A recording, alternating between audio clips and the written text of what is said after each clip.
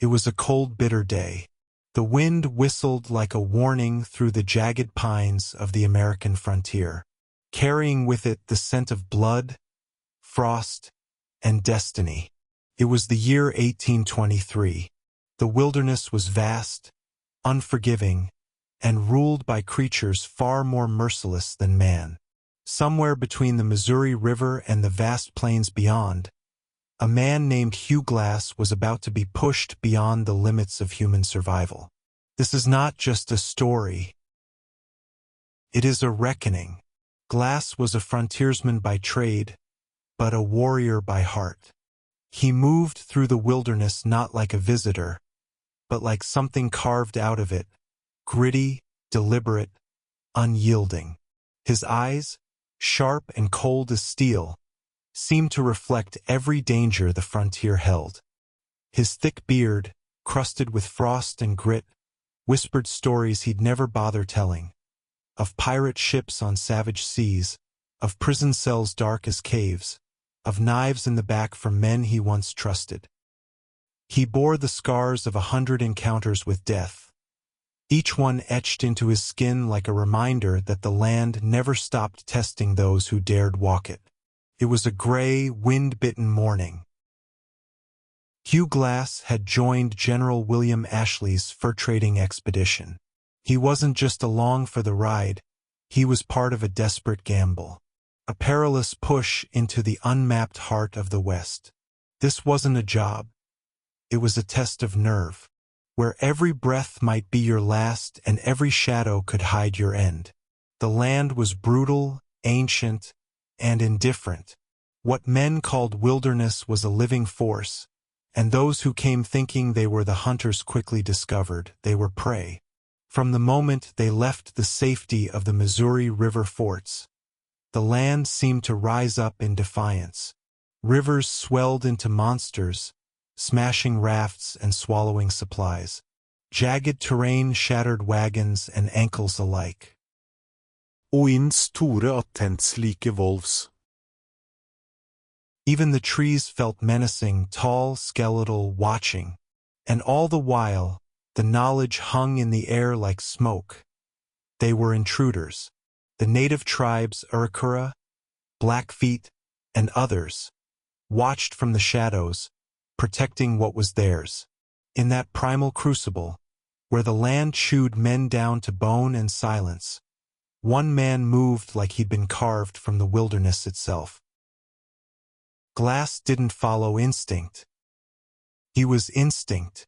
The greenhorns would watch him, study him, the way mortals watched omens, hoping his path might shield them. He could read the wilderness like scripture. A ripple in the wind told him what animal hunted nearby. A crack beneath the snow whispered of ice ready to swallow.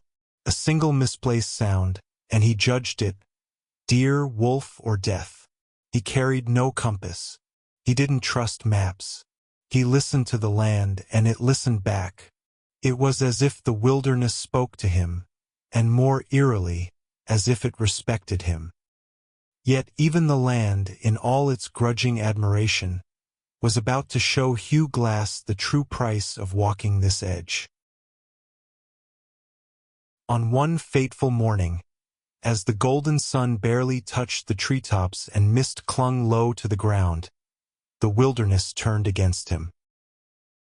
Glass had gone out ahead to scout for game, slipping away from the rest of the party before dawn broke through the tree line. The forest was still. Unnaturally still. Not a single bird. No swaying branches. Not even the faint whine of wind through the pines. It was a silence that didn't just settle around him. It watched him. His boots pressed softly into the snow, each step deliberate, each breath shallow. He moved like a man tracking ghosts, eyes sweeping the woods, ears straining, nose angled to catch even the faintest scent. Something was off. The woods didn't feel empty, they felt tense, like the earth itself was waiting. Then movement. Not a deer, not a wolf. Two small shapes, low to the ground, clumsy in their play, tumbled through a patch of dead grass near a thicket. Bear cubs. He froze, muscles locking, heartbeat stalling mid-beat. The cubs wrestled, oblivious to the man standing just 20 yards away. One let out a squeaky growl and swatted the other with a furry paw. But Glass wasn't watching them anymore. He was watching the space behind them, scanning, listening, because he knew what came next. Every trapper did. Cubs didn't wander alone. Not ever. And a mother grizzly didn't warn before she charged. She came like thunder. Fast. Final. Glass swallowed hard, hand drifting slowly to his rifle, trying not to breathe too loudly. The snow crackled behind him, just once, barely a sound, but enough. He didn't turn. He didn't blink. Something was already there. Then came the roar, a thunderous, soul-shattering roar that made the trees seem to shake. Suddenly, as quick as lightning, a mother bear exploded from the brush. A wall of fur, muscle, and primal rage. She charged Glass at full speed, dirt flying, eyes locked on him with deadly focus. Glass had only seconds. He fired his flintlock musket. The blast hit her square in the chest, but it only made her angrier. The bear slammed into him, sending him flying backward. Her claws tore into his back like butcher knives, raking through skin and muscle. He screamed, but the forest swallowed his voice. She bit into his shoulder, her jaws cracking bone. He stabbed at her with his knife, again and again, slashing through fur, trying to reach her heart. Blood soaked the snow. The fight was feral, savage, like two beasts locked in a death spiral. Then, shouting, gunshots.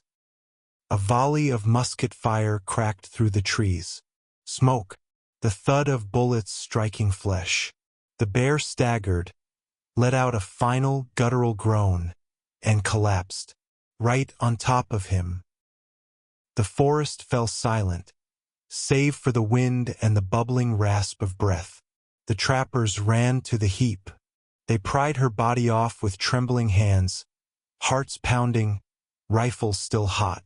And what they uncovered didn't look like Hugh Glass. He was more wound than man, his body mangled beyond recognition. One leg bent backward at the knee. Strips of his back hung loose where skin had been flayed. His throat gaped open from a deep puncture, whistling and gurgling faintly with each breath.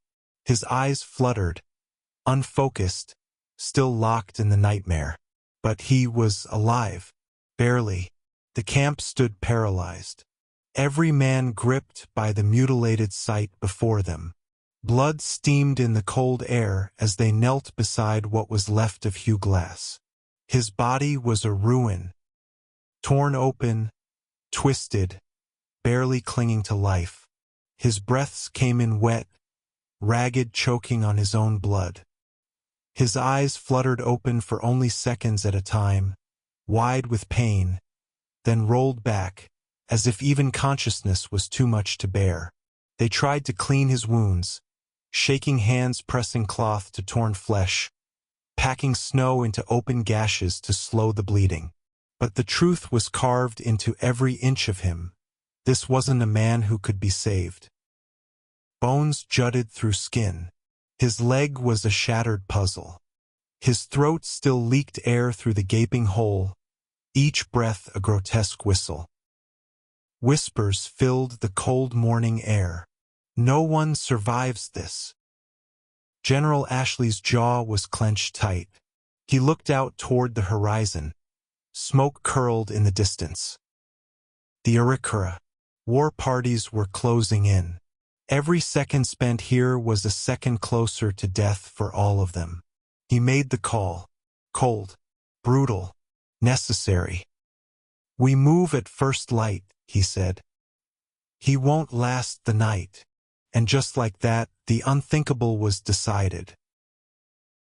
They would leave him alone to die. Ashley offered extra money to two men, John Fitzgerald, a gruff opportunist, and young Jim Bridger, barely out of boyhood, to stay with Glass until he died and then bury him. It should have taken a day. But it didn't. Glass wouldn't die. For 3 more days he clung to life, his breath rasping through torn lips, his body feverish and shaking. Fitzgerald grew impatient. The Urakura were near. They could hear drums at night, see shadows in the trees. Then Fitzgerald made a decision that would echo in legend. They couldn't look him in the eye. They wouldn't. With trembling hands and heavy silence, they rolled Hugh Glass into a shallow grave carved hastily into the frozen earth. The soil was hard, resisting every shove of the spade, as if the land itself rejected the burial of a man not yet dead. He didn't move, didn't speak, but his breath still came, thin, rattling, a ghost of life clinging to broken lungs. They laid his torn body into the pit like they were lowering a corpse. One man hesitated. Another muttered a prayer he barely believed. Then came the final insult, the stripping of hope. They took his rifle, his knife, his flint, his pack, even his powder horn. They left behind nothing but a blood-stained bear-hide cloak, tossing it over his ruined frame like a shroud. A handful of dirt followed, then another, until his face was nearly covered, his body swallowed by the very land that had tried to kill him. When it was done, neither spoke. Turning their backs on the grave, they walked away. Boots crunching on snow. They were leaving behind not just a man, but a death sentence in the cruelest wilderness on earth. Within seconds, Hugh Glass was alone, unarmed, half-buried, yet somehow still breathing. But Glass didn't die. The land didn't take him.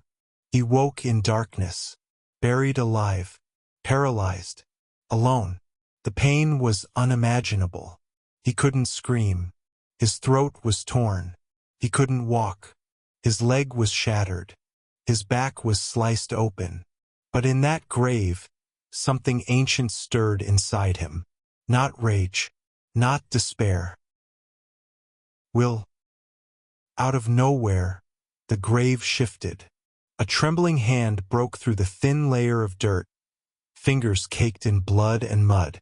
One agonizing pull at a time, Hugh Glass clawed his way back from the edge of death.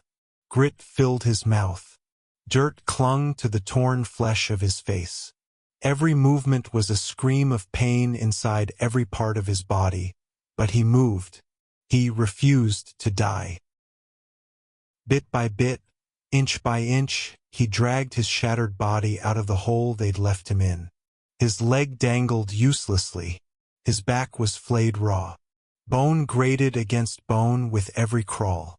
But he kept going, as the forest watched in silence. He pulled himself toward the sound of water, scraping over roots, rocks, frozen ground, leaving a slick trail of blood behind him. At the edge of a shallow stream, he collapsed. His face plunged into the icy current. He drank like an animal, gulping, gasping, choking. He breathed a deep breath. Again. Once more. He was alive.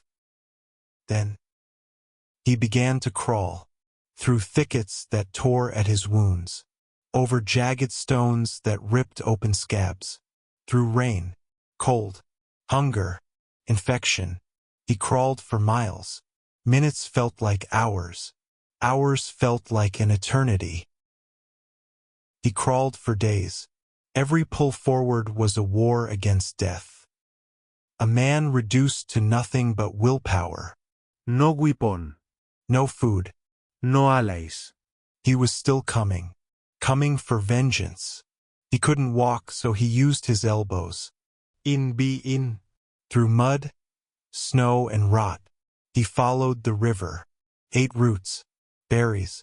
At one point, he scared a pack of wolves off a buffalo carcass by sheer madness alone, crawling into the steaming gut pile and feasting raw. Maggots devoured the necrotic flesh from his back. He let them. It was the only way to stay alive. At times, he hallucinated. He saw his mother, long dead. He saw the face of Fitzgerald, laughing, holding his rifle. He whispered vengeance to the wind. Weeks passed. Finally, a tribe of friendly Sioux found him. He was more corpse than man. His skin gray and torn, his body twisted and hollowed out by suffering. But the men who found him deep in the wilderness that day saw something behind those haunted eyes, a fire that wouldn't die. They nursed him the old ways, powdered bark packed into open wounds, smoke-curled poultices pressed against infection, strips of dried meat placed between broken lips. He couldn't stand, so they built him a crutch, wrapped his leg in rawhide, and hope they would hold him steady until his feet remembered how to walk. Eventually he was able to barter with them for a canoe. Using the canoe he traveled hundreds of miles down icy rivers, through lands thick with enemies, past beasts, storms, and silence. Each paddle stroke a whisper. Not yet. He could have stopped at Fort Kiowa, taken rest, faded into the fog of quiet legend, just another scarred ghost of the frontier. But Hugh Glass didn't come this far to rest. He came for justice. First, he found young Bridger. Bridger didn't run. When Glass stepped out of the shadows, more specter than man, his body carved by pain, silence, and winter, the boy froze. He stared at the impossible, at a man who should have been bones buried beneath snow. Then his legs gave out. He dropped to his knees like gravity had turned against him. His face drained of color. His lips moved, but no words came. Just breath, just fear. Then the tears.